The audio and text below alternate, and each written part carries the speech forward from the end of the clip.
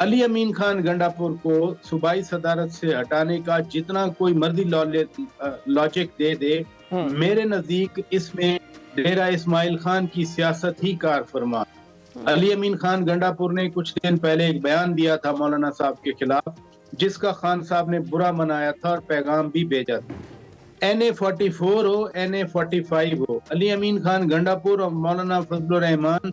एक दूसरे के टक्कर में रहे हैं और रहना है इन्होंने। इसलिए मौलाना साहब की जरूरत पीटीआई को है, तो मौलाना साहब को अगर राजी किया जाएगा, और सबसे पहला वो कहते हैं ना चैरिटी बिगिन्स एट होम,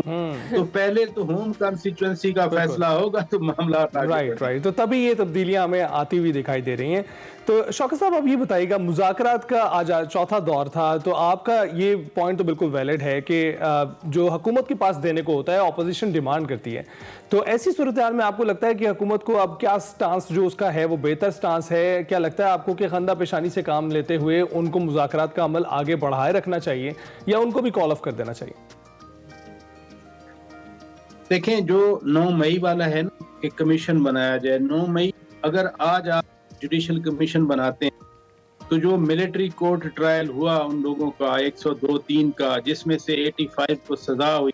फिर 85 में से 19 की सजा माफी हुई क्योंकि उन्होंने माफी की अपील की थी, 48 की माफी की अपील का प्रोसेस इन प्रोसेस है, तो फिर उसका क्या करेंगे जब आप एक पैरेलल ट्रायल शुरू कर देंगे, एक पैरेलल कमीशन बना, तो इसमें तो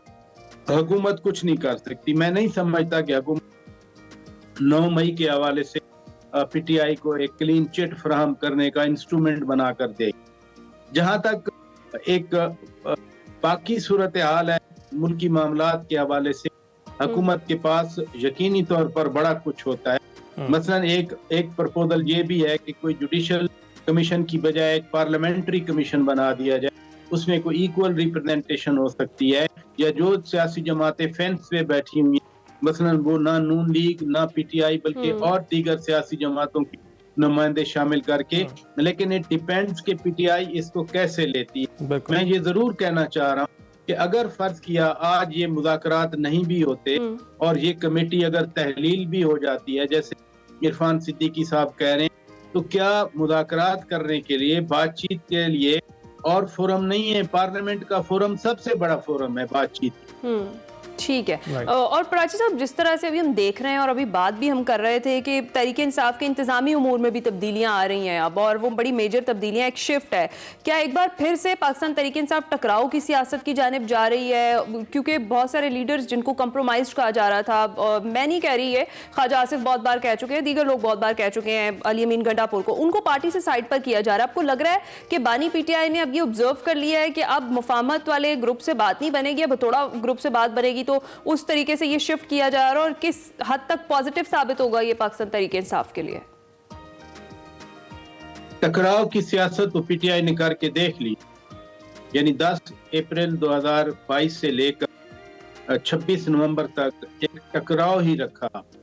बल्कि 10 अप्रैल 2022 को जब अदम एतमाद आई उससे पहले ही शुरू हो गए थे। अभी वजीर आजम थे तो उन्होंने कहा था कि न्यूट्रल तो जानवर होते हैं, अभी वजीर आजम ही थे, 27 मार्च को वो सो कॉल्ड साइफर वाला लेटर लहराया था। तो ये जो टकराव वाला मामला है ये तो 26 नवंबर तक चलता रहा। अब एक पॉज आया कि आप कोई बातचीत करें। मेरा ख्याल है कि दीगर सियासी जमातों के साथ मिलाना, मसलन क्या शायद खाकान अब्बासी कहेंगे कि फौजी तनसीबात पे हमलों जैसी पॉलिसी जारी रखी जाए, मुस्तफा नवाज खोखर साहब कहेंगे, या मौलाना फजलुर रहमान जिन्होंने खुद पीटीआई के दौर में बड़ा वर्स्ट टाइम देखा, ऑपरेशन का भी, डिस्क्रिमिनेशन का भी, और उसके बाद मौलाना साहब भी एक धरना लेके आए थे जहां एग्री किया था, H9 H8 में बैठे रहे, पीटीआई की तरह लिख कर